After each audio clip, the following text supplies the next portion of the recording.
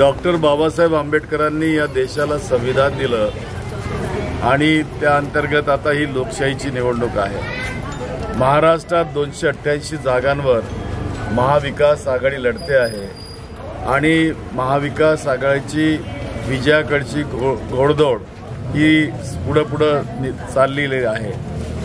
आज राज्याची परिस्थिती जर बघितली तर राज्यातला मतदार हा महायुतीपासून उदासीन आहे, भारतीय जनता पक्षापासून उदासीन आहे। त्यांनी ज्या पद्धतीनं या देशामध्ये पक्ष फोडण्याचे काम केलेत, ज्या पद्धतीनं त्यांनी लोकांवर ईडी सीबीआय लावून त्यांना जेलमध्ये टाकण्याचा प्रयत्न केला आणि निर्दोष सुटलेत लोक, अशा पद्धतीनं राज्यामध्ये काम करणारे जे लोक नेत्यांवरती हल्ले करवतात, नेत्यांना गोळी मारायला लावतात, असे हे पक्ष, ही युती महायुती याचा विरोध सर्वत्र या ठिकाणी होतो आहे आणि हा निकाल आश्चर्यकारक नव्हे तर महाविकास आघाडीच्या बाजूने पूर्णतः तुम्हाला आलेला या ठिकाणी दिसणार आहे। मी या प्रसंगी माझ्या मतदारसंघातले जितके मतदाता आहेत त्यांचा माझ्यावर संपूर्णपणे विश्वास आहे। मला सुद्धा त्या खात्री आहे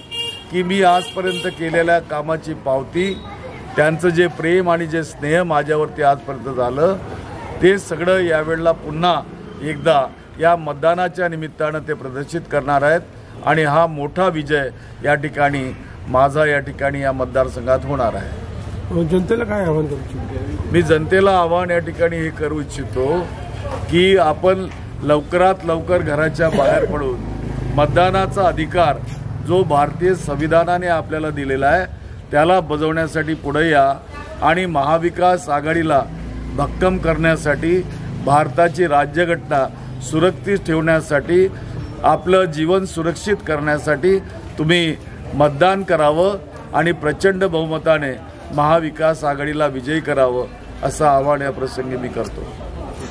एक मिनिट।